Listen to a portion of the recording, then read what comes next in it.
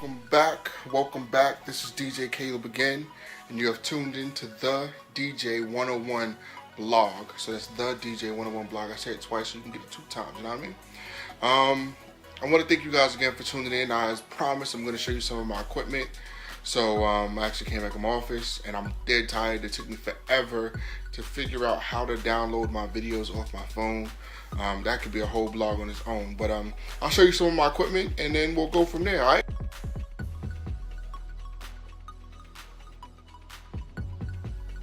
DJing you're doing, whether it's Serato, whether you was an analog DJ, it don't even matter. You're gonna need a nice good mixer. This is my Numark 1050. It's not the most expensive mixer, but it does what it's supposed to do.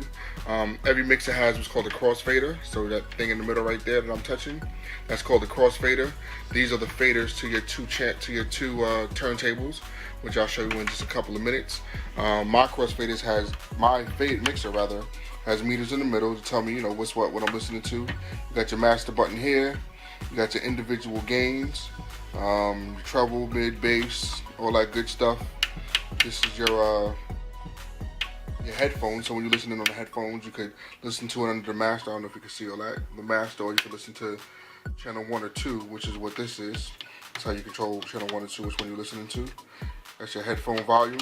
What else? This is for your microphone. Treble, bass, all that other good stuff, your EQs for the channels. I don't know if I said that already. And then you also have the option of switching which fader is what. It's kind of dark in here, so I don't know if you can see the light. But you have an option of switching that, which is what this button is in the middle. Right here goes your headphone jack. I don't know if you can see it either, because it's dark in my room. That's the headphone jack right there. What else? In the back of it, I already have my Serato plugged in. But I'll try to show you some of the things in the back, so when you get your equipment, you know how to set it up. In the back, it's upside down, but you got the Numark. Big shout out to Numark, even though y'all ain't my sponsor and giving me no money for this.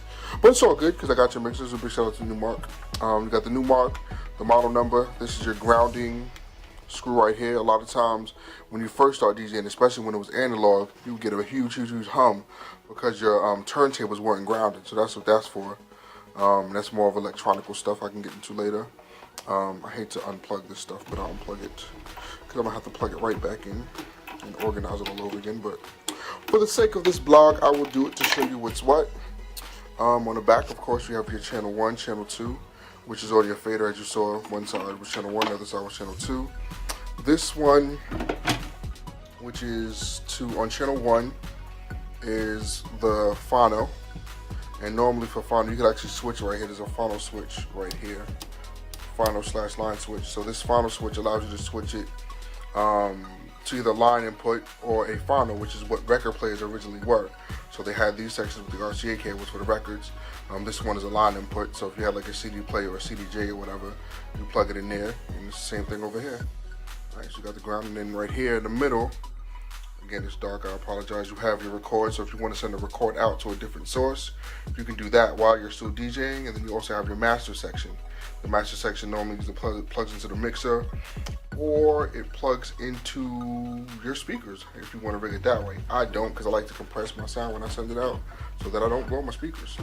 Here's your power cord. No, here's your on and off switch, I'm sorry. Turn it on and off, and here's where your power cord goes. So that is a mixer, a very, very, very important tool when DJing.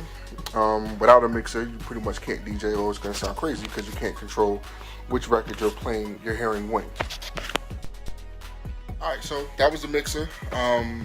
Pretty much every DJ, I don't care what type of DJ you are, you need a mixer to DJ.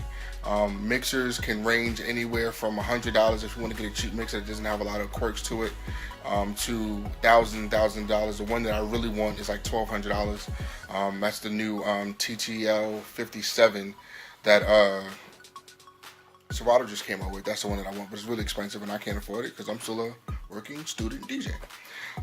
But eventually I'll get it and I'll get that paper, and it does all types of crazy things with Serato. But for the purpose of what we're doing now, you could just I would spend maybe $200 on a turntable. What you want to look for, on a mixer, about $200 on a mixer. What you want to look for in a mixer is how smooth the fader slides, the crossfader slides. Again, the crossfader is the fader that's in the middle. I'm sorry about the noise, I'm just putting it back up. So this, if you can see this right here, camera on. I'll switch to the camera mode. I'll probably do another cut and show you. But this right here is the crossfader. You want to make sure that your crossfader is really loose and slides really well. What a lot of people do, a lot of DJs, is they'll get the factory mixer, but they'll take out the crossfader and put in a better crossfader inside the mixer so that it's smoother and it glides better while they're mixing and while they're DJing. So that's the mixer. That's one very, very, very important component when DJing. The next thing I'm going to show you is the turntables.